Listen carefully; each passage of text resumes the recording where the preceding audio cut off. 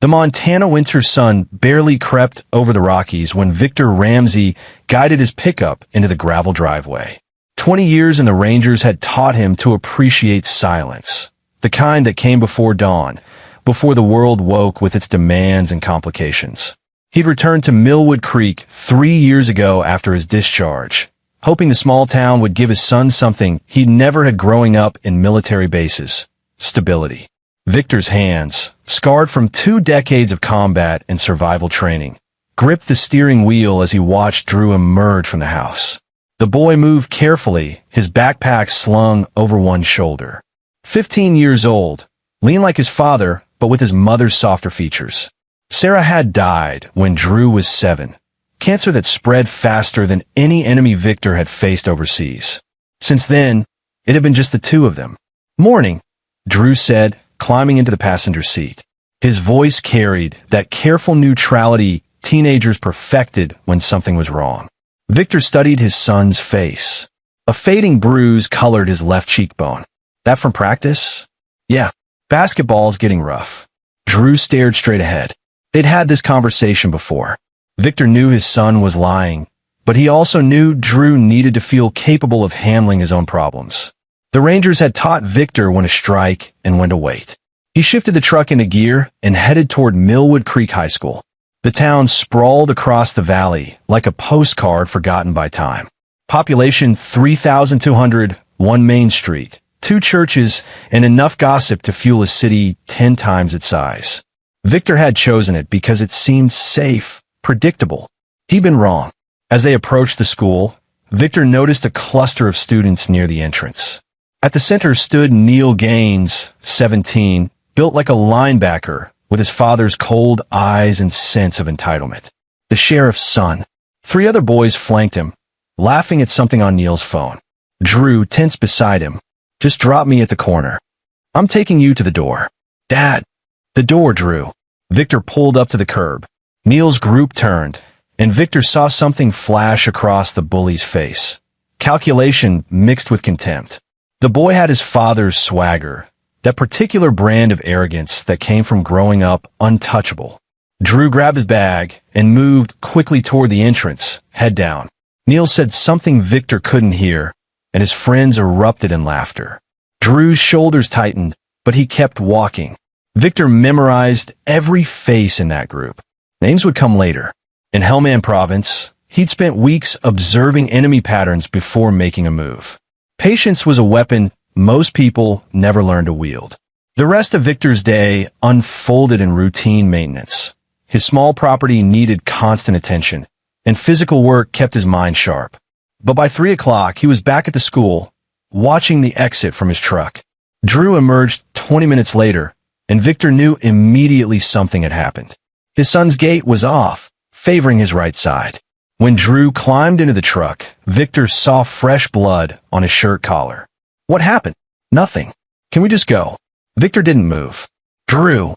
The boy's composure cracked. "It's fine, Dad. It's handled." "Show me." Drew pulled his collar aside. Bruises bloomed across his collarbone, fresh and angry. Victor's training kicked in automatically, assessing injury severity, cataloging the pattern. Finger marks. Someone had grabbed Drew hard enough to leave distinct impressions. "Ooh." Drew shook his head. "It doesn't matter. If you get involved, it'll just make things worse. You know how this town works." Victor didn't know. He learned quickly after moving here that Millwood Creek operated under its own rules, and at the top of that hierarchy sat Sheriff Carl Gaines.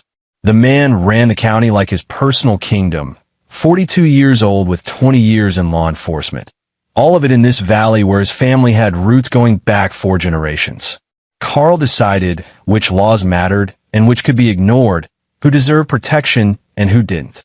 And Neil, his only child, had inherited every ounce of his father's arrogance without any of the restraint that came with wearing a badge. "We're going to the station," Victor said. "Dad, please." "You don't understand." "I understand plenty." Victor started the engine. "I understand someone put their hands on my son. That's all I need to understand." The drive to the sheriff's station took 7 minutes. The building sat on Main Street, a brick structure that had served as the law enforcement hub since 1947. Victor had been inside twice before, once to register his firearms, once to report a property dispute with a neighbor. Both times, Carl Gaines had treated him with barely concealed disdain. The sheriff didn't like outsiders, especially ones with military backgrounds who might question his authority. Inside, the station smelled of old coffee and paperwork. Deputy Susan Parsons sat at the front desk, a woman in her 50s with kind eyes that had seen too much of Carl's corruption to maintain any real illusions about justice. "Help you, Victor? Need to speak with the sheriff. It's about my son." Susan's expression shifted, sympathy mixed with resignation. "He's in his office. But Victor, maybe... I'll wait." She picked up the phone, spoke quietly, then nodded toward the hallway. "Go ahead." Carl Gaines's office reflected the man perfectly. Oversized desk, walls covered in commendations and photos with politicians, a gun cabinet displaying weapons that had nothing to do with law enforcement. The sheriff sat behind his desk, boots propped up, reading something on his computer. He didn't look up when Victor entered. "Heard your boy had some trouble today," Carl said, still focused on his screen. "Kids will be kids, Ramsey. Part of growing up. Someone assaulted my son. Those bruises didn't come from roughhousing." Now Carl looked up, and Victor saw the calculation in his eyes. The sheriff was a big man, 6'2", carrying an extra 40 pounds that hadn't slowed him down much. His uniform stretched tight across his chest, and his gun sat in its holster like a natural extension of his body. Assault's a strong word. According to what I heard, Drew started the altercation. My boy was defending himself. Your boy is 17 and built like a tank. My son is 15 and weighs 130 soaking wet. What exactly was Neil defending himself from? Carl's smile was cold. Disrespect. Drew's been running his mouth, making accusations. Neil just helped him understand that actions have consequences. Victor's hands remained still at his sides, but every muscle in his body had tensed. He'd interrogated enemy combatants who were more forthcoming than this small-town tyrant. "I want this documented. I want Neil questioned, and I want charges filed." "You want a lot of things." Carl stood, moving around his desk with deliberate slowness. "Here's what's going to happen. You're going to take your boy home, teach him to keep his head down and his mouth shut, and we're all going to move on. That's how things work here. That's not how the law works. In my county," Carl stepped closer, invading Victor's space. "I'm the law, and you're nobody who showed up 3 years ago thinking you could just fit in. This is Gaines territory. My grandfather was sheriff. My father was sheriff. I'm the sheriff, and someday Neil will be sheriff. You don't get to come into my town and tell me how to run things." Victor had faced down insurgents in Fallujah who'd shown more integrity than the man standing in front of him. But he also recognized when a battle couldn't be won through official channels. Some enemies required different tactics. "So that's it? Your son can assault mine, and there's no recourse." "Recourse?" Carl laughed, a sound devoid of humor. "You want to file a complaint? Go ahead. It'll disappear into my filing system. You want to go over my head? State police won't touch county matters without my say-so. You want to hire a lawyer? Good luck finding one within 100 miles who'll go against me. Face it, Ramsey, you've got no play here." "I see. Do you?" Carl leaned against his desk. "Because I'm not sure you do. My son is going places. Full scholarship to play football at Montana State. NFL scouts are already watching him. Your kid? He's fragile, weak. Maybe some tough love will help a man up. Or maybe he'll learn that this world isn't built for sensitive types." Victor had killed men for less. In Kandahar, in Baghdad, in a dozen places whose names civilians would never know, he'd eliminated threats with cold efficiency. But this wasn't a war zone. This was supposed to be civilization, supposed to be safe for his son. Carl misread his silence as defeat. "We done here?" "Yeah," Victor said quietly. "We're done." He turned and walked out, feeling Carl's triumphant gaze on his back. Susan Parsons watched him pass, her expression apologetic. She'd worked under 3 sheriffs, and Victor suspected she knew exactly what kind of man Carl Gaines was. But knowledge without power was just painful awareness. Drew waited in the truck, staring at his hands. When Victor climbed in, the boy looked up with something like hope. "What did he say?" "He said it's handled." Victor pulled out of the parking lot, his mind already working through scenarios, analyzing angles. How long has this been going on? 6 months. Since school started.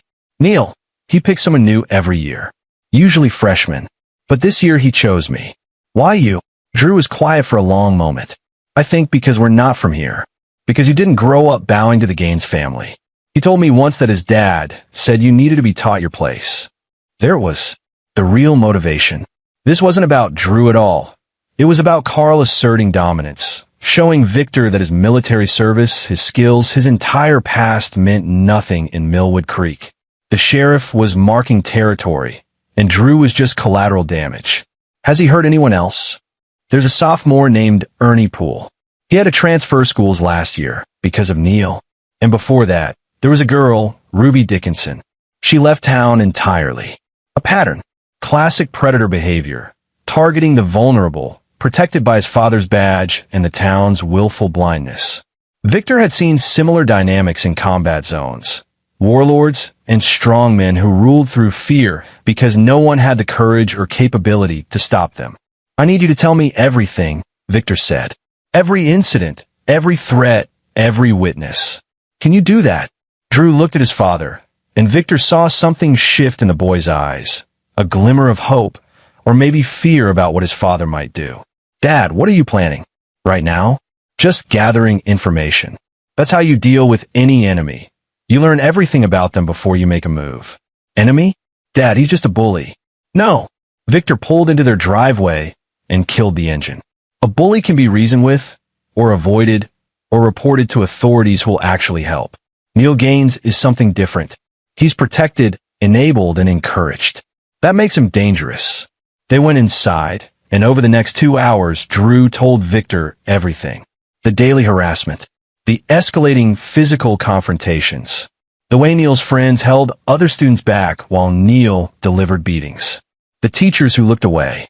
The principal, Samuel Hudson, who told Drew that boys need to work these things out themselves. Principal Hudson, Victor learned, was Carl's brother-in-law. By the time Drew finished, Victor had filled 3 pages with notes. Names, dates, locations, patterns of behavior. It was more intelligence than he'd had going into some missions overseas. What now? Drew asked. Now you go to school tomorrow like normal. Don't engage with Neil. Don't avoid him either. That'll just make him push harder. Gray man protocol. Blend in, give him nothing to grab onto. What are you going to do? Victor met his son's eyes. Whatever needs to be done. That night, after Drew went to bed, Victor sat in his workshop, a converted garage that held his tools, his workbench, and a locked cabinet where he kept items from his Ranger days. Things he'd never thought he'd need again. Things he'd been naive enough to believe he'd left behind. He opened his laptop and began researching. Neil Gaines' social media was a gold mine of arrogance. Photos of him drinking underage, posts bragging about fights, even a video of him and his friends vandalizing property. All of it posted publicly, protected by his father's position. Victor found academic records next. Neil had barely passing grades despite supposedly being talented enough for a college scholarship. Someone was helping him maintain eligibility, likely the same teachers who ignored his violent behavior. Then Victor dug into Sheriff Carl Gaines' background.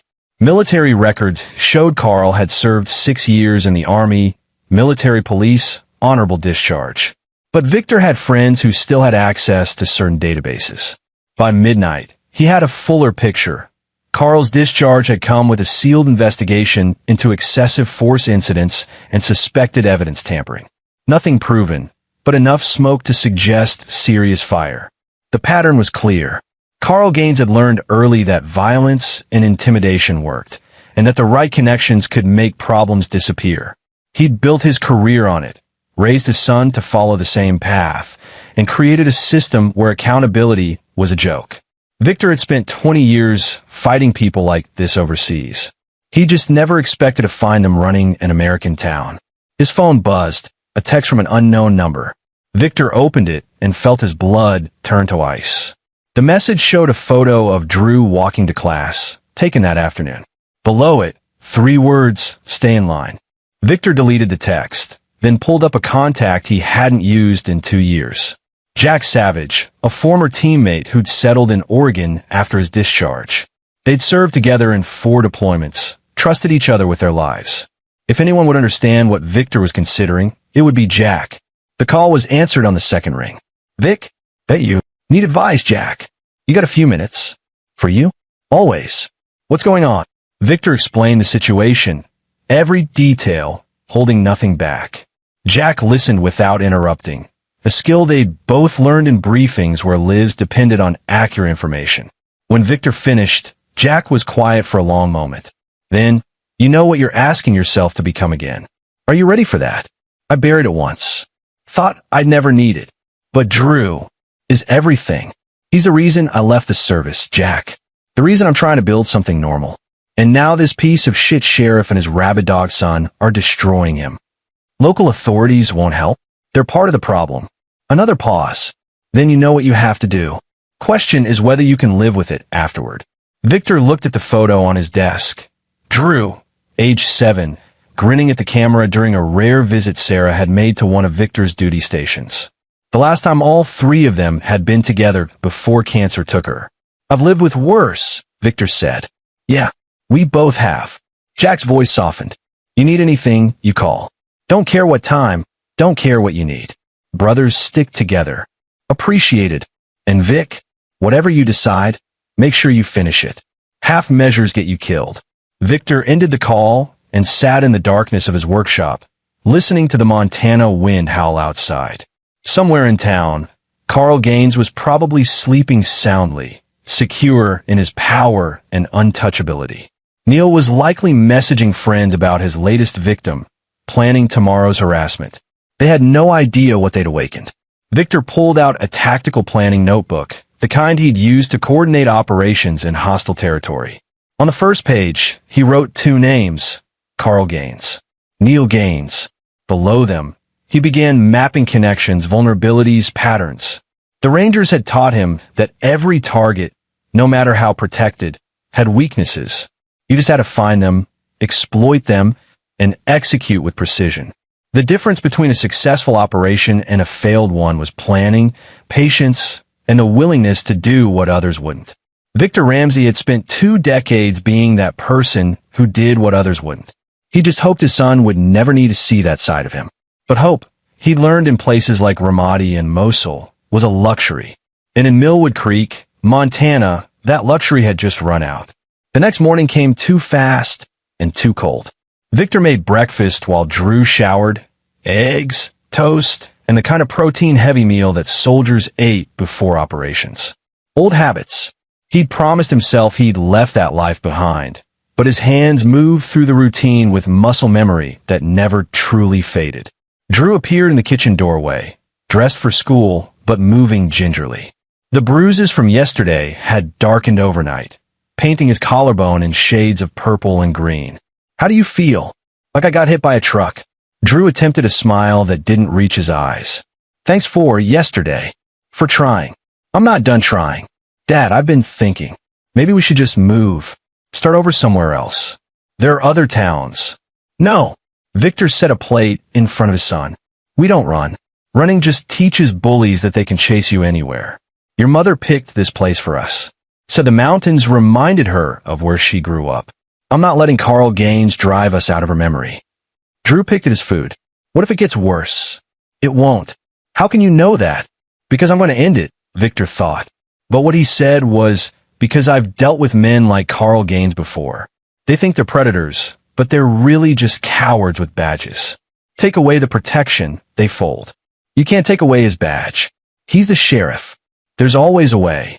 Victor watched his son eat, cataloging every wince, every careful movement. Drew, I need you to trust me.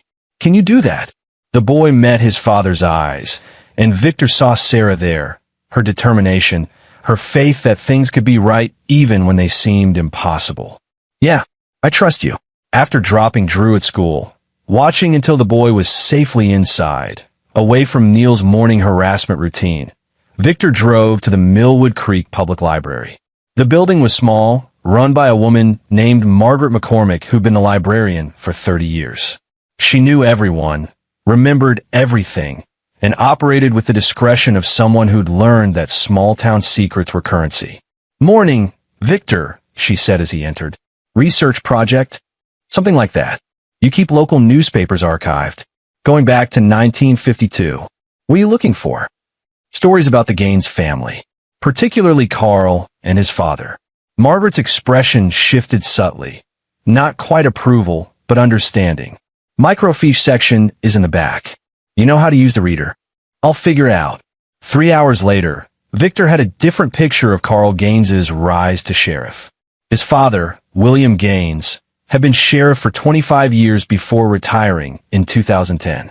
During William's tenure, there had been 7 suspicious incidents, prisoners dying in custody, evidence disappearing in cases involving prominent families, complaints of excessive force that vanished from official records. Carl had been a deputy under his father. When William retired, Carl ran unopposed for sheriff. 2 months into his first term, the previous prosecutor, a man named Eduardo Ingram, who'd been investigating county corruption, died in a single-car accident on a clear day on a road he'd driven his entire life.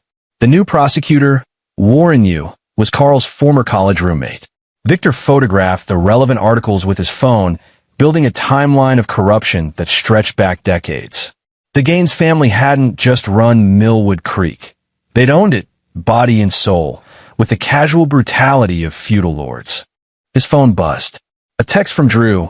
Neil's in the hospital. They're saying I pushed him down the stairs. Principal wants to see you now. Victor's blood turned to ice, then to fire. He was out of the library and in his truck before Margaret could ask what was wrong. The drive to the school took 4 minutes, 3 minutes faster than it should have. Victor's mind raced through scenarios, calculating moves and countermoves. This was escalation, a setup designed to shift blame and justify harsher retaliation. Neil wasn't in any hospital. This was Carl's play, establishing a false narrative before Victor could respond. Principal Samuel Hudson waited in his office, his expression a mask of bureaucratic concern that fooled no one. Behind him stood Deputy Susan Parsons, and Victor felt a flicker of hope. Susan, at least, had shown sympathy yesterday. Mr. Ramsey, thank you for coming so quickly. Hudson gestured to a chair. We have a serious situation. Multiple witnesses say Drew pushed Neil Gaines down the main stairwell this morning. Neil suffered a concussion and possible spinal injuries. Where's my son? Drew's in the counselor's office. He's claiming Neil fell on his own, but you believe witnesses who are Neil's friends over my son? Hudson's jaw tightened. The witnesses are credible students. Neil is being transported to Billings General as we speak. Sheriff Gaines has been notified. He's understandably upset. Victor looked at Susan Parsons. Were you there? No. I was called after the incident. She met his eyes, and Victor saw something there, a warning, maybe, or solidarity. Multiple students did report seeing an altercation. I want to see my son. Now, Mr. Ramsey, Drew may be facing criminal charges. Assault on a minor, possibly assault with intent to cause serious bodily harm. Given the severity, I said now. The authority in Victor's voice cut through Hudson's posturing. The principal hesitated, then nodded. Susan, can you escort him? They walked in silence through the hallways. When they were out of earshot of Hudson's office, Susan spoke quietly. It's a setup. I've been doing this 20 years. Neil Gaines has fallen or been pushed 3 times before, always after he initiates something. Always blamed on his victims. Always reinforces Carl's control. Why are you telling me this? Because someone needs to stop them. And because I watched Carl destroy Eduardo Ingram's reputation after that prosecutor started asking questions. Found photos on Eduardo's computer, child pornography. Planted there, I'm certain, but I couldn't prove it. Eduardo killed himself rather than face trial. Susan stopped outside a door marked counseling. Carl Gaines is a cancer in this town. We've all been too afraid to cut it out. Not anymore, Victor said. Drew sat in a plastic chair, face pale, hands shaking. When he saw his father, tears finally came, not from fear, but from relief. Dad, I didn't. Neil came at me at the top of the stairs. He swung, I ducked, and he lost his balance. It was an accident. His friends were right there. They saw what really happened, but now they're all saying I pushed him. Victor knelt in front of his son, gripping his shoulders. Listen to me. We're going to get through this. Do not say anything to anyone without me present. Not the principal, not the police, not anyone. You understand. But I didn't do anything wrong. Doesn't matter. They're building a case, and words can be twisted. From now on, you stay quiet, stay with me, and let me handle this. The counselor's office door opened, and Carl Gaines filled the frame. Still in uniform, hand resting on his service weapon, face twisted with theatrical fury. That's him. That's the little bastard who hurt my boy. Victor rose slowly, positioning himself between Carl and Drew. Sheriff, I heard Neil had an accident. Accident. Carl's voice rose, echoing through the hallway. Students passing to classes stopped to watch. Your son tried to kill mine. Pushed him down a 30-foot stairwell. Neil's in critical condition. That's not what happened. You calling my deputies liars? Calling witnesses liars. I'm saying my son was defending himself from your son's ongoing harassment. The harassment I reported yesterday. The harassment you laughed off. Carl stepped closer, using his size to intimidate. Here's what's going to happen. Drew's under arrest. Assault with intent. He'll be processed as an adult given the severity. That means county jail, not juvie. Means real consequences. You can't arrest him without evidence. I've got 6 witnesses. Carl smiled, cold and triumphant. And I've got a victim in the ICU. That's more than enough. Susan Parsons appeared beside them, her face professionally neutral. Sheriff, maybe we should. Stay out of this, Susan. You're here to take the boy into custody. Do your job. Susan's jaw tightened, but she pulled out handcuffs. Victor saw the apology in her eyes as she approached Drew. Son, I need you to stand up and put your hands behind your back. Dad, Drew's voice cracked.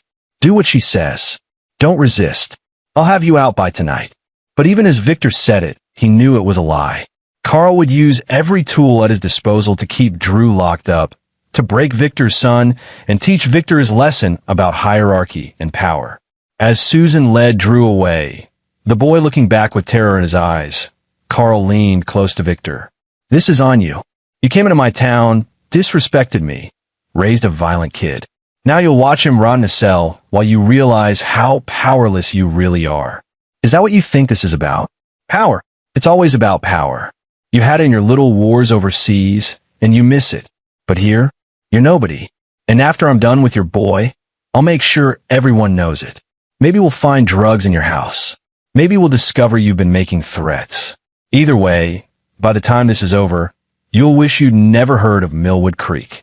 Carl walked away, victorious, surrounded by his deputies.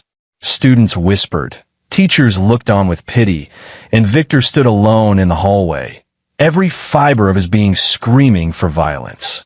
But violence now would only make things worse. Drew needed him functional, not in jail beside him.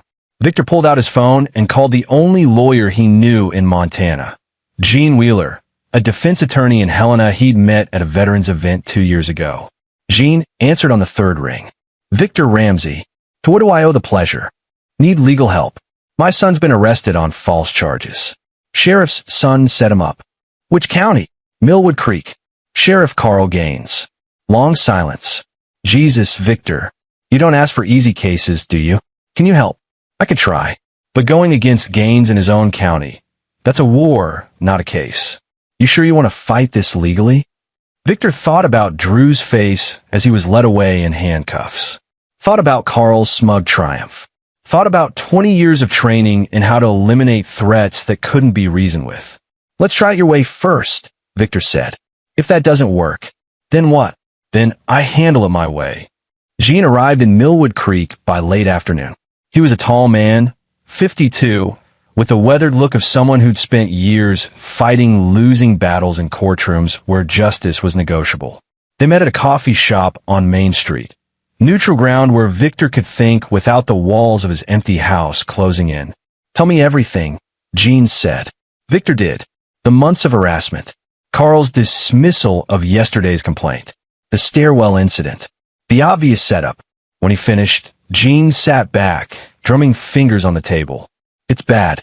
Without independent witnesses or video footage, it's Drew's word against 6 others. In any other county, I could argue credibly for bias. But here, Gaines owns the prosecutor, probably owns the judge.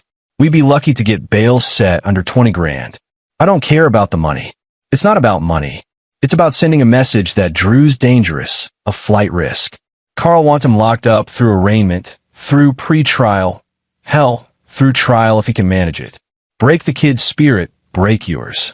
So what do? Gene met his eyes. Honestly, we go through the motions, build the best case we can, and hope for a miracle. Or you do what you're clearly thinking about doing, and I'll swear I never heard any of this conversation. Victor's phone buzzed. A text from an unknown number. A photo of Drew in a county jail cell, sitting on a metal bunk, face in his hands. Below it, hope you're learning your lesson. Victor showed Gene the message. The lawyer's expression darkened. That's Carl. He's escalating, trying to provoke you into doing something stupid. Is it stupid if it works? Depends on your definition of works. You can't fight the system from inside a cell, Victor. And that's where you'll end up if you go after Carl directly. Not if there's no evidence. Gene stood abruptly. I'm going to pretend I didn't hear that. I'll file motions tomorrow morning, push for immediate bail hearing. Maybe we'll get lucky. Maybe there's a judge in Billings who'll take the case, someone Carl doesn't own. In the meantime, don't do anything that'll make my job harder. No promises. Victor, I appreciate you coming. But we both know how this ends if we play by Carl's rules.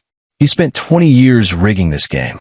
Legal channels are just another way for him to win. Gene paused at the door. For what it's worth, if someone did decide to handle this differently, I'll make sure I was in Helena when it happened. Airtight alibi, nowhere near whatever might go down. Just theoretical, of course. Of course. After Gene left, Victor sat alone in the coffee shop, watching Millwood Creek go about its evening. Families walking to dinner. Teenagers hanging out at the gas station. Normal life, blind to the rot underneath. His phone rang. Unknown number, but Victor answered. Mr. Ramsey? A woman's voice, young, scared. My name is Ruby Dickinson. Susan Parsons gave me your number. She said you might be the one who finally does something about Carl Gaines. I'm listening. Neil Gaines assaulted me 2 years ago. Rape. I reported it to Sheriff Gaines, and he told me I was lying. Said I was trying to ruin his son's future. Then suddenly there were drugs in my locker, and I was expelled. My family had to leave town because Carl made it clear we weren't safe here. Why are you telling me this? Because Susan said you're different. Said you're not afraid of Carl. And because I want you to know there are others. At least 8 families that I know of who've been destroyed by the Gaines family. Some left town. Some stayed and learned to be quiet. But we all remember. And if something were to happen to Carl and Neil, there'd be a lot of people who wouldn't shed tears.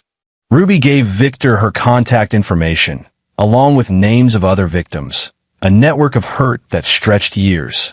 Then she said something that crystallized everything in Victor's mind. My dad tried to fight Carl legally. Got a lawyer, filed a civil suit.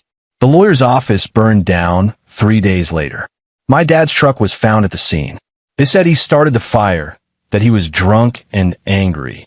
He wasn't drunk. He didn't drink. But Carl had witnesses who said otherwise, and my dad went to prison for arson. He died there last year. Heart attack, they said. He was 43. After the call ended, Victor sat in the growing darkness, watching the town. Somewhere, Drew was alone in a cell, scared and confused. Somewhere, Carl Gaines was celebrating his victory, planning the next moves to crush anyone who dared challenge him. Somewhere, Neil was either faking injuries or actually hurt. And if actually hurt, it was the first time his cruelty had resulted in consequences for himself rather than his victims. Victor thought about Sarah. What would she want him to do? She'd been the moral center of their family, the one who believed in rules and systems and justice.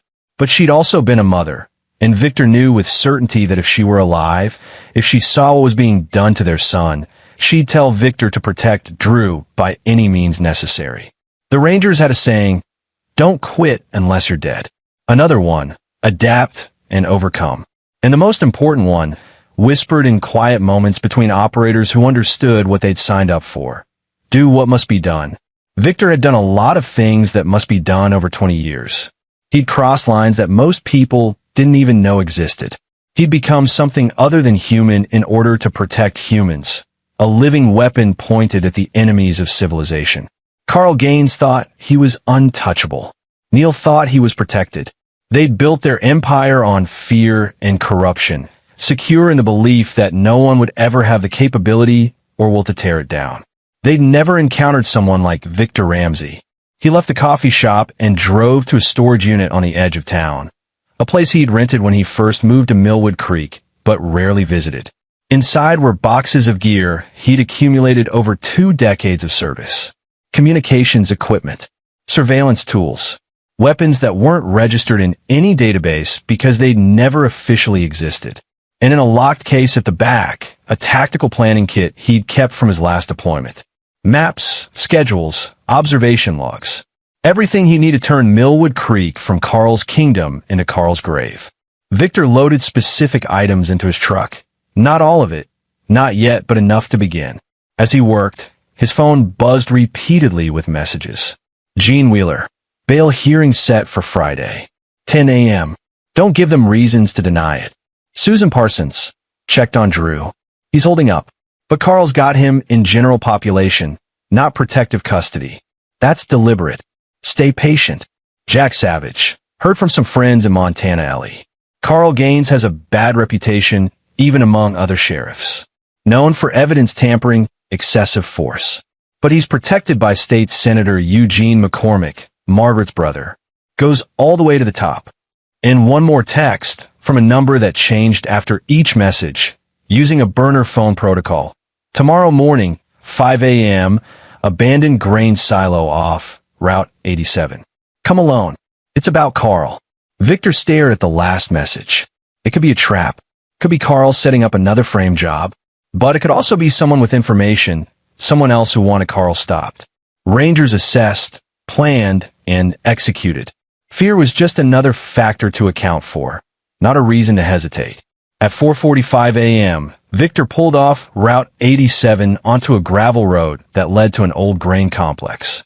The structures loomed against the pre-dawn sky, abandoned for a decade, slowly collapsing under Montana weather and neglect. Perfect place for an ambush. Victor parked behind a maintenance shed and approached on foot, moving with the silence that came from countless night operations. His service weapon was holstered at his side, and he'd brought night vision and body armor. Theatrical perhaps, but survival beat pride. A figure waited by the main silo, tall, lean, dressed in civilian clothes, but moving with military precision. As Victor got closer, the figure spoke. Victor Ramsey. Heard you were good. Looks like the reputation's accurate. The voice was familiar.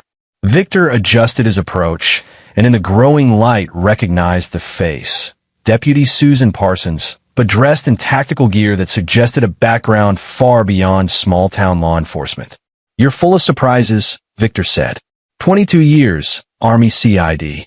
Criminal Investigation Division. I specialized in corruption cases. Took this job 5 years ago, specifically to build a case against Carl Gaines. He's part of a larger network, sheriffs, prosecutors, judges, all protecting each other, all profiting from drug trafficking, illegal gambling, and racketeering. And you couldn't make it stick? Every time I got close, evidence disappeared. Witnesses recanted or vanished. Happened 4 times. Carl's got protection at the state level, maybe even federal. I've been documenting everything, but without solid evidence that can't be compromised, it goes nowhere. So why tell me? Susan stepped closer, her expression hard. Because legal channels are failing. Because Drew's not the first innocent kid to suffer, and he won't be the last unless someone stops Carl. And because I'm retiring in 6 months, and I want to leave knowing that bastard can't hurt anyone else.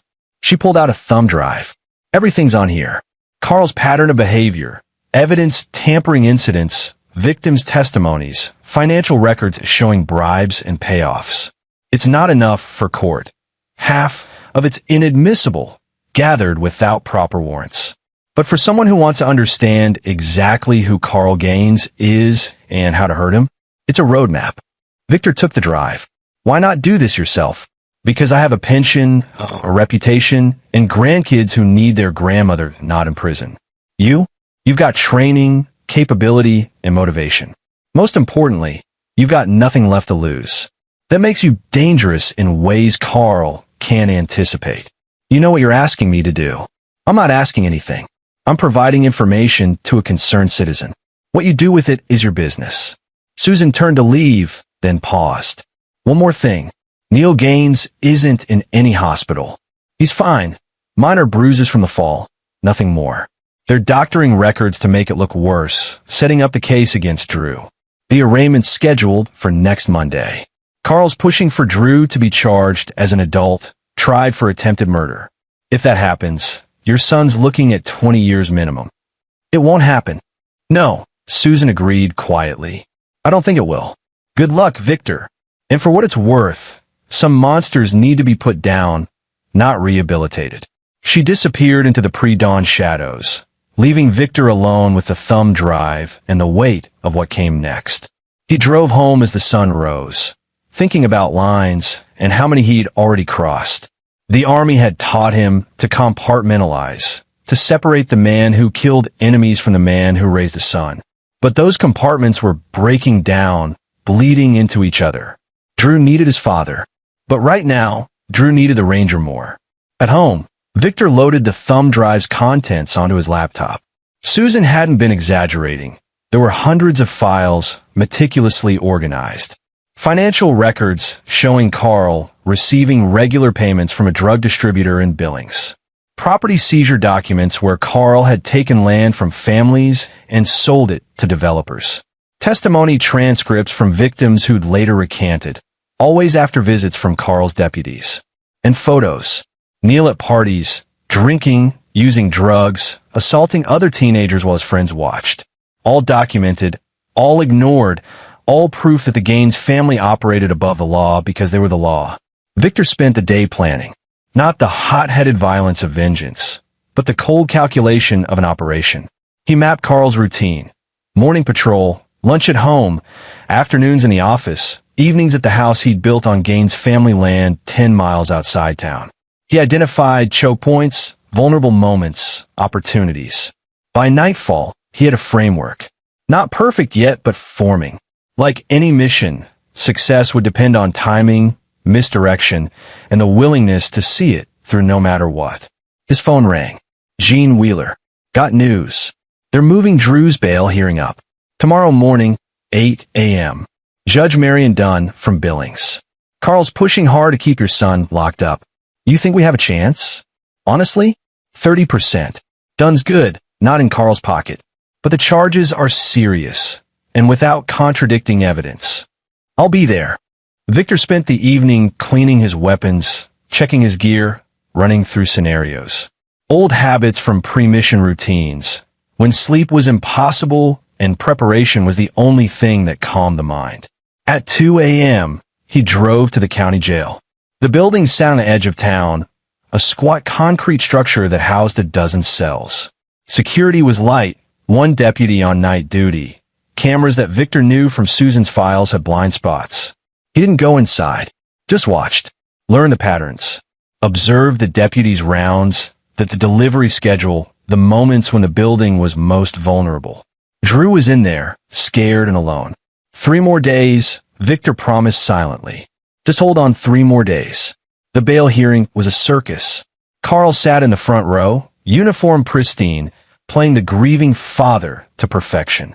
Neil was there too, walking fine, no signs of serious injury, but wearing a neck brace and moving like every step hurt. Theatrics for the judge. Judge Marion Dunn was a woman in her 60s, with sharp eyes that missed nothing. She'd reviewed the case file overnight and came in with questions. Mr. Wheeler, your client claims this was self-defense, yet 6 witnesses say he initiated the confrontation.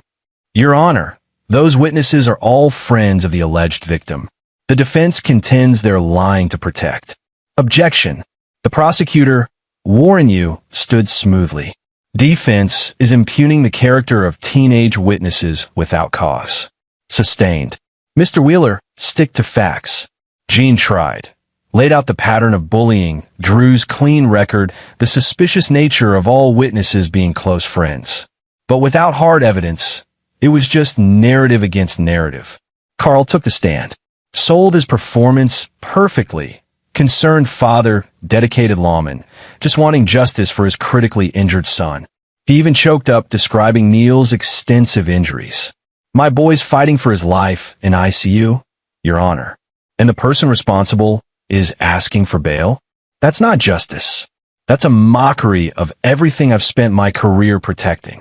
Victor wanted to laugh at the audacity, but Judge Dunn was watching Carl with an expression that suggested she wasn't entirely buying it. Sheriff, you filed charges of assault with intent to cause serious bodily harm. Yet the medical records I reviewed show your son was discharged from the ER after 4 hours with minor contusions. That doesn't match your testimony. Carl barely hesitated. The doctors in Millwood Creek missed the severity. We're getting a second opinion in Billings. Possible spinal trauma, potential traumatic brain injury. The full extent won't be known for days. Convenient timing. Excuse me, Your Honor. Nothing, Sheriff. Continue. But Victor saw it. The slight skepticism in Dunn's expression. She knew something was off. Whether she'd act on it was another question. Drew testified next. Spoke quietly but clearly, explaining what happened. Neil had confronted him at the top of the stairs, swung at him, lost his balance. Drew's voice broke only once, when describing the fear of being arrested, of being separated from his father. When Drew mentioned his mother's death and how his father was all he had left, Victor saw several people in the courtroom, including the court reporter, wipe their eyes. Carl's expression never changed. The man was a sociopath, Victor realized. Not just corrupt, but genuinely incapable of empathy.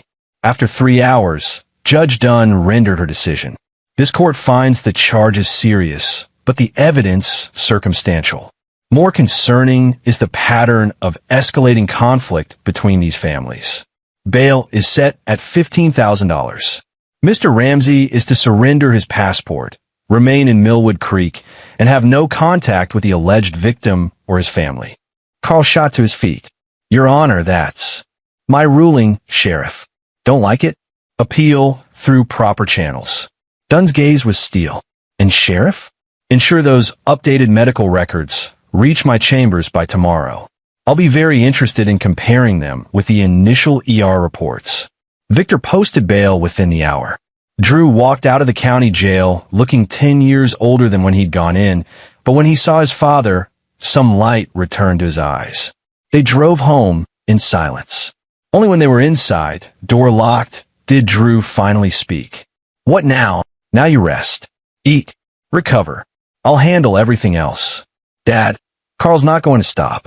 The other inmates, they told me things. Stories about what happens to people who cross the Gaines family. There was a guy in there, Ernie Poole's older brother. He said Carl once burned down a family's house because they testified against one of his deputies. I know. So what are we supposed to do? Just wait for him to destroy us. Victor looked at his son, at the bruises, the fear, the growing anger. Drew was becoming what victims became when the system failed them. Desperate, willing to fight back, no matter the cost. Drew, I need you to trust me completely. Can you do that? What are you planning? Something that'll end this. Permanently. But I need you to not ask questions, not know details. When it's over, you'll be safe. We'll both be safe. That's all I can promise.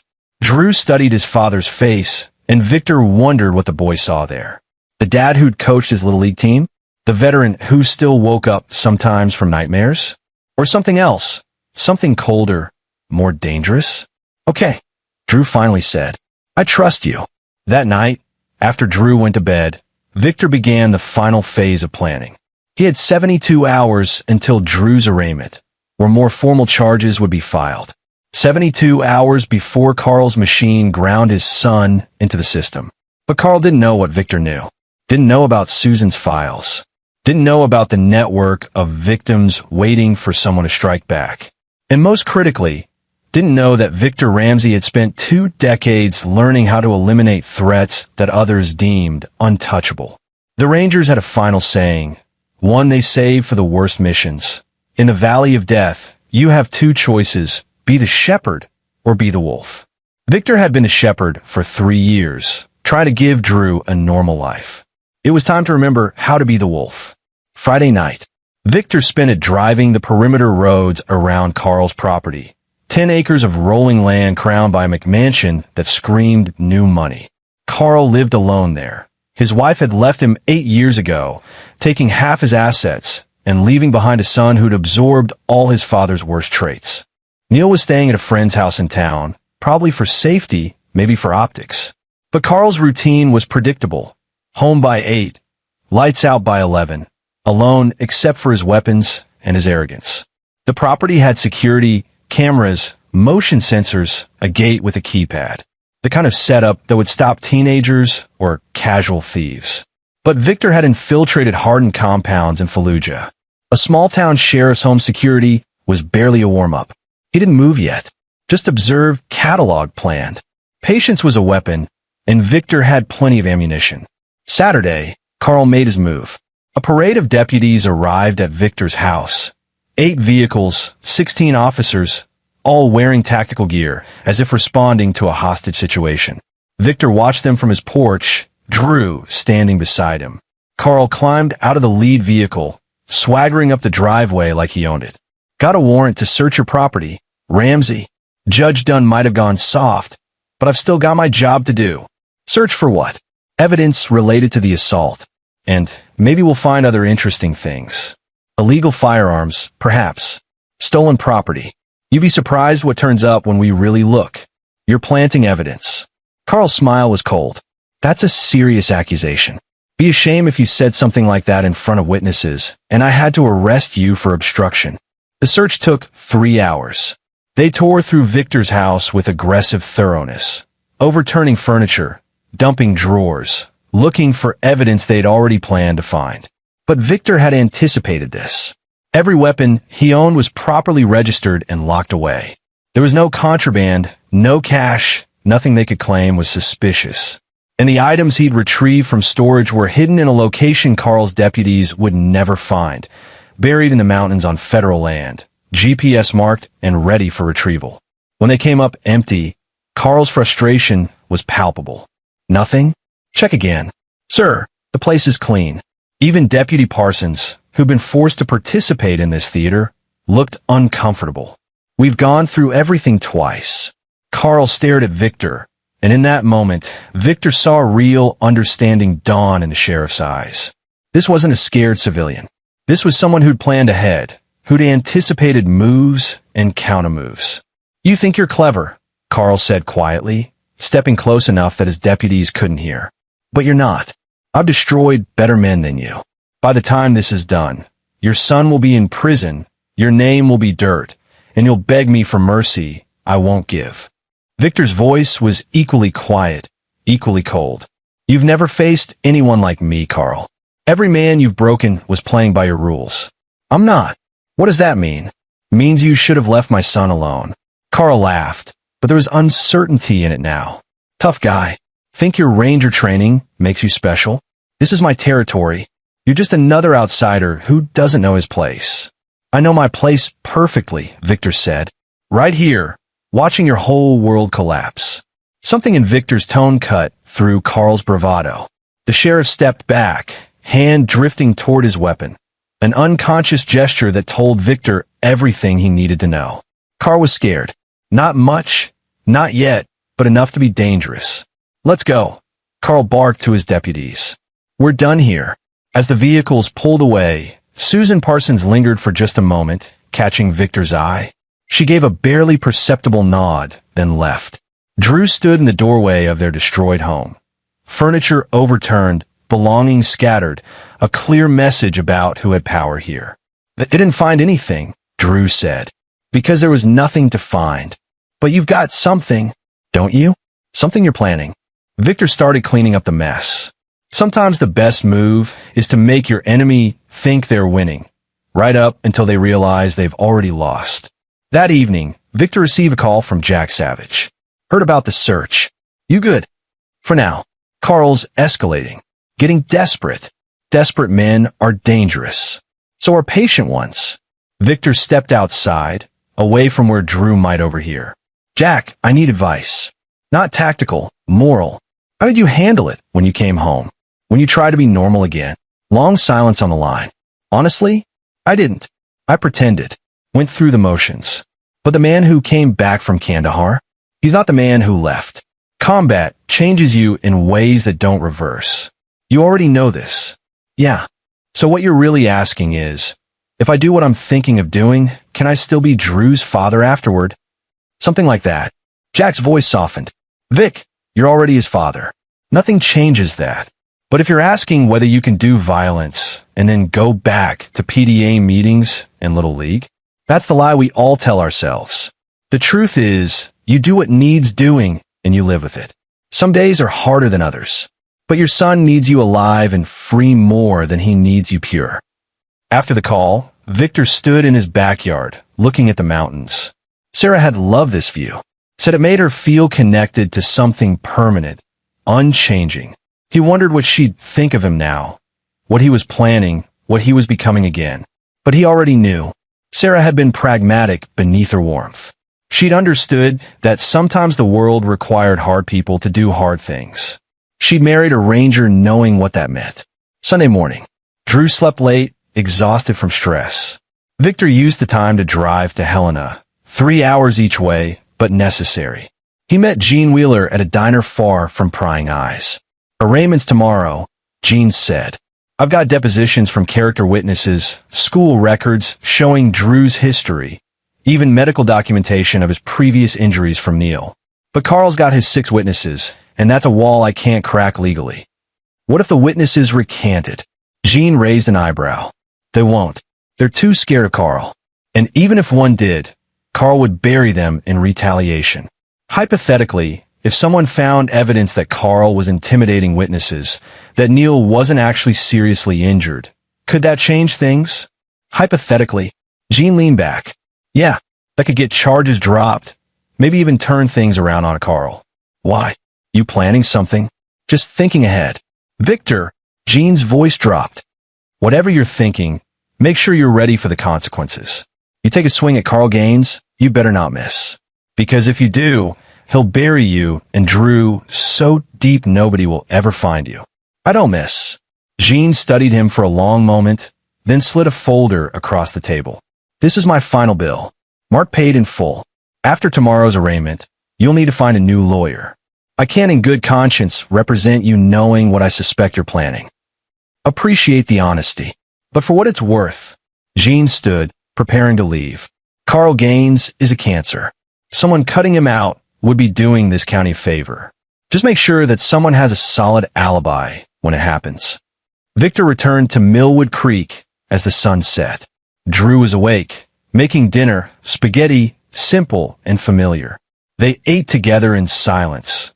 2 people sharing space but lost in separate thoughts. Tomorrow's the arraignment, Drew finally said. Gene thinks they might charge me as an adult. They won't. How can you be sure? Because tomorrow, a lot of things are going to change. Drew set down his fork. Dad, what does that mean? Victor met his son's eyes. It means you trust me, like you said you would. It means you go to that arraignment, you answer questions honestly, and you don't worry about anything else. Can you do that? You're scaring me. I know. But after tomorrow, you won't need to be scared anymore. I promise. They finished dinner, and Drew went to his room early. Victor heard him on the phone, probably talking to friends, try to feel normal in a situation that was anything but. Victor went to his workshop, pulled up the tactical maps he'd been building, reviewed Susan's intelligence files, calculated timing, distances, contingencies. The plan was simple. Simple plans worked best because there were fewer points of failure. But simple didn't mean easy, and it definitely didn't mean safe. At midnight, Victor's phone buzzed. Unknown number, but by now he recognized the pattern. Susan Parsons using burner phones. Tomorrow night, the text read, Carl's having a meeting at his house. 8 other deputies. They're planning how to handle the arraignment, how to ensure Drew gets maximum charges. It's your best window. Everyone you need in one place. Victor replied, evidence, in position. You'll find it when you need it. Another text followed, I'll be in Helena for my granddaughter's recital. Left town this afternoon. Won't be back until Tuesday. A perfect alibi for a woman who'd just handed Victor the keys to Carl's destruction. Victor stood in his darkened workshop, surrounded by the tools of violence he'd hoped never to use again. A suppressed pistol, night vision equipment, tactical clothing designed to leave no forensic traces. All of it illegal for civilian possession, all of it proof of what he was planning. Drew's future on one side of the scale, Victor's soul on the other. But that wasn't really the choice, was it? His soul had been bought and paid for 20 years ago, in places where morality was a luxury and survival was the only currency that mattered. What Carl didn't understand, what men like him never understood, was that some people weren't bound by the same rules. Some people had been trained, hardened, and deployed specifically to do things that violated every social contract. Victor Ramsey had been that person for 2 decades. It was time to remember how. Monday dawned cold and gray, matching Victor's mood. The arraignment was scheduled for 10 a.m. at the Millwood Creek Courthouse, a formality where Drew would officially hear the charges and enter a plea. Gene Wheeler arrived at 8 to go over final preparations. He looked exhausted, like a man who knew he was fighting a rigged game, but refused to quit anyway. They're pushing for aggravated assault with intent, charging Drew as an adult, Gene explained. Carl's testimony about Neil's injuries is the linchpin. If we can discredit that, we've got a shot. But without evidence. Focus on the arraignment, Victor said. Whatever happens tonight, by tomorrow morning, the situation will have changed. Gene's expression hardened. Victor, I'm not saying anything. Just trust me. The courthouse was packed. Carl had made sure of it, inviting local media, filling the gallery with his supporters. A show of power, a warning to anyone who might think about challenging him. Judge Dunn presided again, and Victor saw her taking in the spectacle with clear distaste. She'd reviewed all the filings over the weekend, and her questions cut straight through the prosecutorial theater. Mr. Yu, you're charging a 15-year-old as an adult based on alleged catastrophic injuries. Yet I still haven't received updated medical records substantiating those claims. Warren Yu stood smoothly. Your Honor, the specialist in Billings has been delayed in completing his report. We expect it by end of business today. You've had 4 days. Either the injuries are catastrophic or they aren't. I'm not inclined to hold this teenager on charges that may be grossly inflated. Carl's face flushed. He started to rise, but his lawyer, a slick piece of work named Santiago McCormick, cousin to the state senator, touched his arm. Your Honor, if I may, Santiago said. Sheriff Gaines is understandably emotional about his son's assault, but the fact remains that 6 witnesses, all friends of the alleged victim, all with potential bias, all potentially coached, Dunn shuffled papers. I'm not dismissing charges, but I'm reducing them. Simple assault, misdemeanor, juvenile court. Trial date set for 6 weeks from now. Defendant remains on current bail conditions. The courtroom erupted. Carl surged to his feet, shouting about injustice, about judges who didn't respect law enforcement. He tried to appeal, to argue, but Dunn's gavel cut through it all. My ruling stands. Sheriff, control yourself or I'll hold you in contempt. Court adjourned. Victor felt Drew sag with relief beside him. Not dismissed, but better than anyone had hoped. Gene was grinning, clearly surprised by the favorable outcome. Carl stormed out, his deputies following. But at the door, he turned back, locking eyes with Victor. The message was clear. This isn't over. Outside, Gene pulled Victor aside. I don't know how you did it, but that was the best possible outcome. Maybe there's hope after all. Gene. Victor's voice was flat.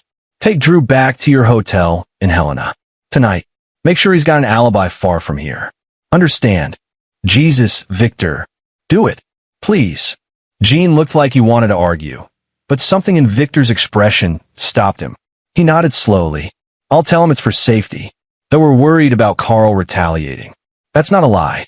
No, I suppose it isn't. By 2 p.m., Drew was on his way to Helena with Gene, believing they were staying there for protective custody. Victor had promised to join them in the morning. It was the first time he'd outright lied to his son, and the guilt was a physical weight. But Drew needed to be far away for what came next. Victor spent the afternoon in preparation. He dressed in black tactical clothing, moisture-wicking, non-reflective, designed to disappear in darkness.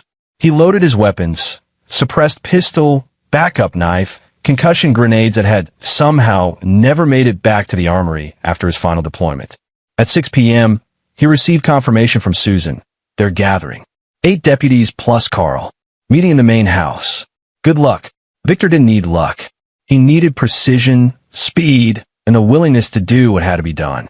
At 7 p.m., he loaded his gear into his truck and drove toward Carl's property. But he didn't take the main road.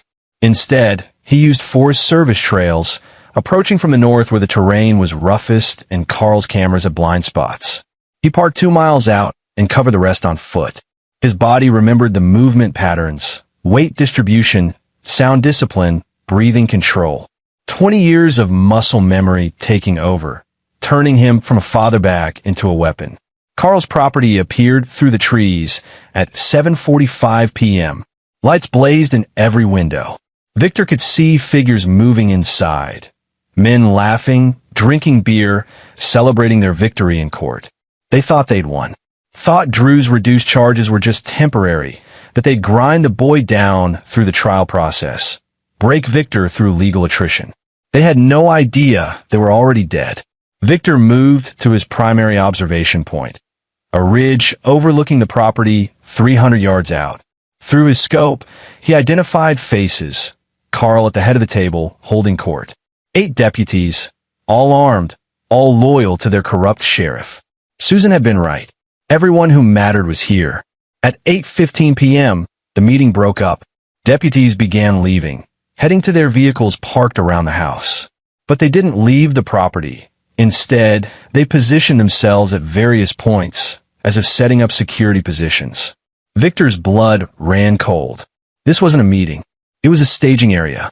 His phone buzzed. A text from an unknown number, but the phrasing was Susan's. They're coming for you tonight.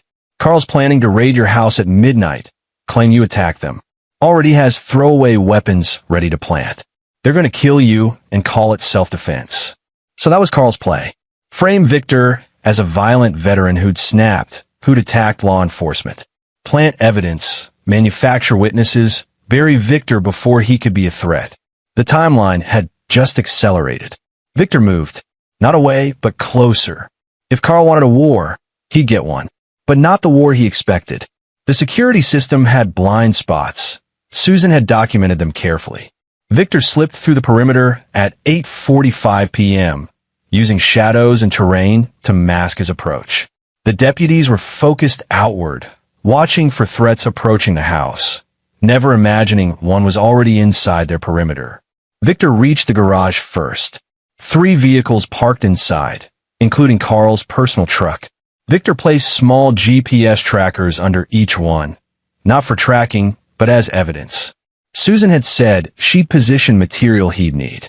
He found it taped under Carl's workbench, a USB drive and a note in Susan's handwriting.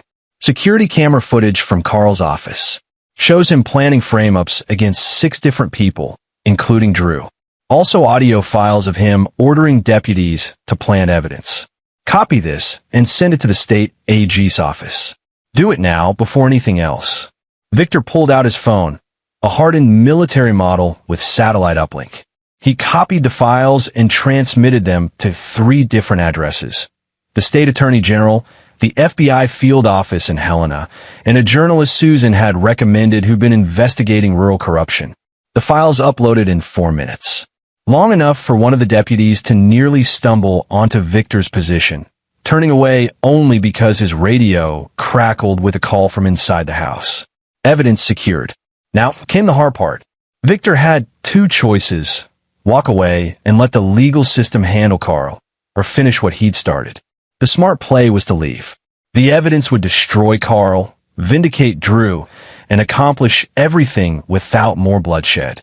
But Victor thought about Drew in that jail cell, about Ruby Dickinson's father dying in prison, about all the victims Carl had crushed over 20 years, secure in his untouchability. Justice was slow, and Carl had escaped it before. He'd find a way to wriggle out, to claim the recordings were fake, to use his connections to make this go away. Some cancers required surgical removal. Victor moved toward the house. He could see Carl through the window, laughing with his deputies, planning Victor's murder like it was just another day's work. Then Victor's phone buzzed. Incoming call from Gene Wheeler. Victor, don't do it. I don't know exactly what you're planning, but don't. The FBI just called me. They got Susan's files. They're opening an investigation tonight. Carl's done. You don't need to become a killer to protect Drew. Victor crouched in the shadows, torn between two futures. The ranger who'd crossed every line necessary, or the father who chose the harder path of restraint. They'll come for me tonight, Victor said quietly. Carl's planning to kill me and frame it as self-defense. Then get out of there. Come to Helena. Let law enforcement handle this. You trust law enforcement? In this county? No, but I trust federal agents who are already building a case against Carl. Victor, please. Drew's safe. You've won. Don't throw it away for revenge. Through the window, Carl raised his beer in a toast. His deputies cheered. Men who'd spent years hurting innocent people, protected by badges and corruption. Victor, Gene's voice was urgent. Tell me you're walking away. Victor thought about Drew, about the boy's face when he'd been led away in handcuffs, about Sarah's voice, always pushing him toward the better choice. I'm walking away, Victor said. Thank God. Get out of there now. I'll meet you. The gunshot interrupted him, not from inside the house, but from somewhere to Victor's left. One of the deputies had spotted him. Contact. The shout came from 3 directions at once. More gunshots, muzzle flashes in the darkness. Victor moved on pure instinct, diving behind Carl's truck as bullets punched through sheet metal. The element of surprise was gone. This was now a survival situation.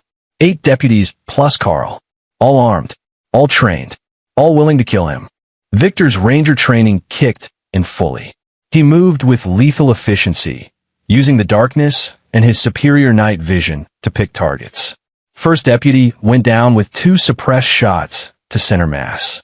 Second never even saw Victor coming, but return fire was intensifying. They'd called for backup. Victor heard the radio chatter, more units en route. This was about to become a massacre, with him on the losing end.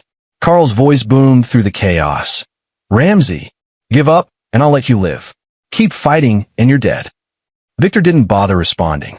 He was already moving, circling behind the house, heading for the tree line and escape. Then he heard it.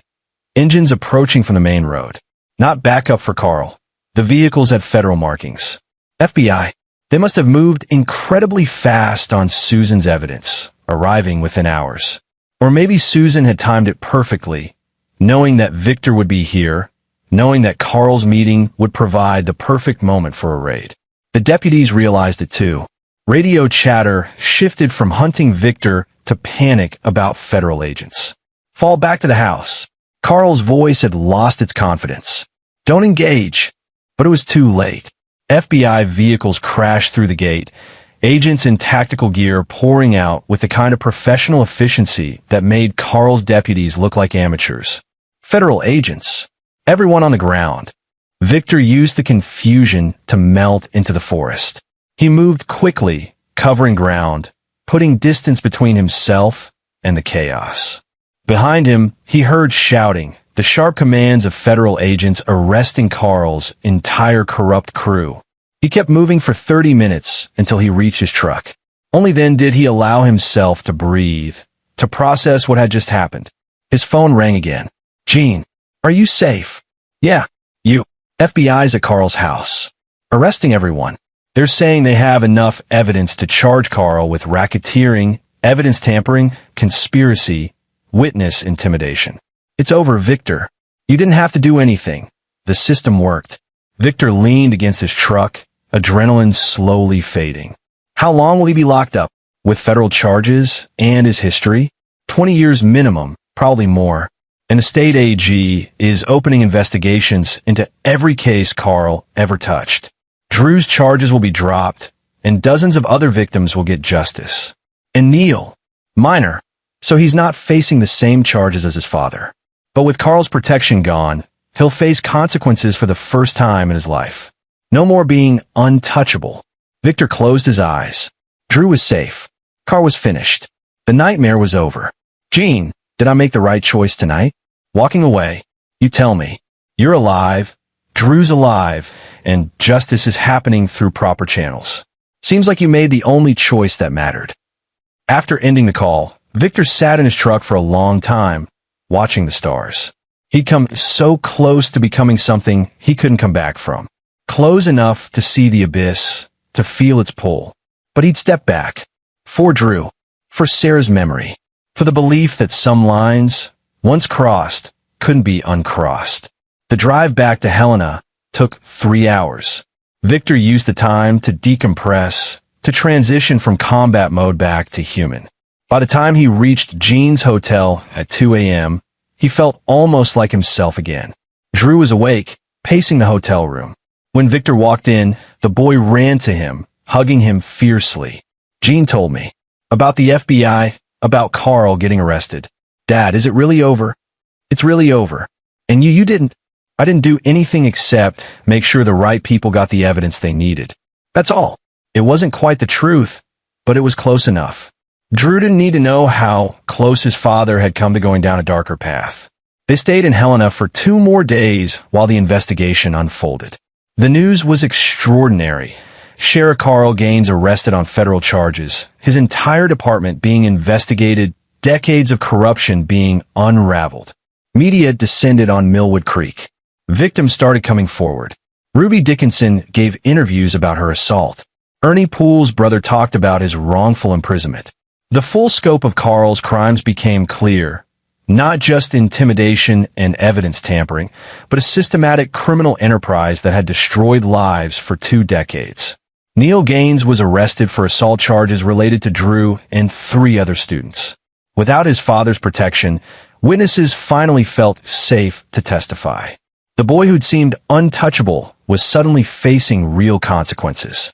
On Thursday, a week after the arraignment that had started everything, Jean called with final news.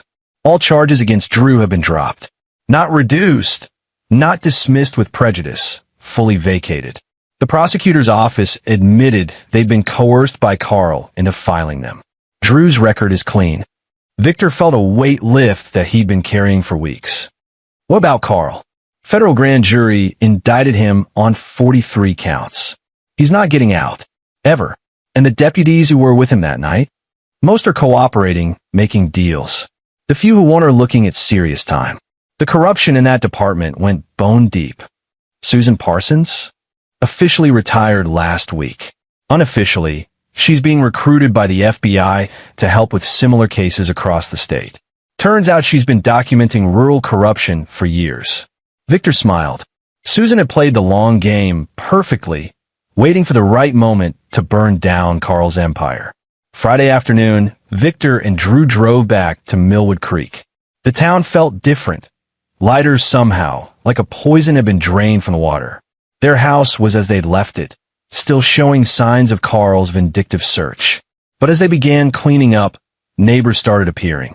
People bringing food, offering help, apologizing for not standing up sooner. Margaret from the library brought them dinner. We all knew what Carl was doing. We just didn't have the courage to stop him. Thank you for having that courage. I just protected my son. Sometimes that's all it takes. One person willing to say enough. Over the next weeks, Millwood Creek began healing. A new sheriff was appointed, an outsider with a clean record and a reputation for integrity. The school board investigated Principal Hudson and found him complicit in covering up Neil's behavior. He was fired. Neil himself was convicted of multiple assault charges and sentenced to juvenile detention, followed by probation. The college scholarship evaporated. His future, once so bright and privileged, had collapsed. Drew slowly returned to normal. The trauma didn't disappear. He still had nightmares, still flinched at sudden movements, but therapy helped. Having his name cleared helped more. Knowing his father had protected him helped most of all. 2 months after Carl's arrest, Victor received a letter from Susan Parsons. She'd mailed it from Idaho, where she was consulting on another case. Victor, you did the right thing by walking away that night. I know it was hard. I know every fiber of your training was screaming for you to finish it. But you showed Drew something more important than violence. That restraint is the ultimate strength. That justice is worth waiting for, even when revenge is faster. Carl Gaines is where he belongs. You're free. Drew's free. That's the only victory that matters. Susan. Victor pinned the letter to his workshop wall, a reminder of the choice he'd made, the line he hadn't crossed. One Saturday morning, Victor and Drew drove into the mountains, the same peaks Sarah had loved. They hiked to a ridge overlooking the valley, sitting in comfortable silence. "Dad," Drew finally spoke. "What happened that night? When the FBI arrested Carl?" "I was gathering evidence, making sure they had what they needed. That's all." Victor looked at his son. "Drew, there are things I did in the Army. Things I'm not proud of, things I thought I'd left behind. When Carl went after you, I felt all of that coming back. I wanted to handle it the way I used to, with violence, with finality. But your mother raised you to believe in something better. And I realized that teaching you to be like me, to use violence as a solution, would be the greatest betrayal of her memory. So you chose differently. I chose you. The version of you that she wanted you to become. Someone who believes in justice, not revenge. Someone who's strong enough to wait for the right outcome, even when the wrong one is easier." Drew was quiet for a moment. "I'm glad you made that choice. So am I." They sat together as the sun moved across the sky. Father and son, survivors of a war that had been fought in the shadows of a small town, but felt as real as any combat Victor had known. That evening, back home, Victor returned to his workshop. He looked at the tactical gear still packed away, the weapons he'd nearly used, the man he'd almost become again. Then he locked it all away. Not thrown out. He'd learned in the Rangers that you never fully disarm, but secured, stored, relegated to backup status. He was Drew's father now. That was his primary mission, his only mission that truly mattered. The Rangers had taught him how to be a warrior. Sarah had taught him how to be a man. Drew was teaching him how to be both, to carry the strength of violence without being consumed by it, to protect without becoming a predator. As Victor turned off the workshop lights, he caught his reflection in the window. For the first time in weeks, the face looking back seemed familiar again. Not the hollow-eyed soldier, not the cold operator, just a man who'd fought for his son and chosen mercy over murder. Victor Ramsey had spent 20 years learning how to kill. It had taken Carl Gaines's corruption to teach him something harder, how to live with restraint. In the end, that was the real victory. Not the defeated enemy, but the preserved humanity. Not revenge, but justice. Not the wolf, but the father. Drew called from the house, asking if Victor wanted to watch a movie. Something normal, something easy. Yeah, Victor called back, heading inside. "I'd like that." Behind him, the Montana wind whispered through the mountains, carrying away the last ghosts of who he'd almost become, leaving only who he'd chosen to be. And in a federal prison 300 miles away, Carl Gaines sat in a cell, finally understanding what it meant to be powerless. His kingdom had fallen. His legacy was ash. Victor Ramsey, the man he'd underestimated, had destroyed him without firing a shot. Sometimes the strongest weapon was knowing when not to use weapons at all. And there you have it. Another story comes to an end. What did you think? I'd love to hear your thoughts in the comments below. If you enjoy this story, consider joining our community by subscribing. It means the world to us. For more stories like this one, check out the recommended videos on screen. And I'll see you there.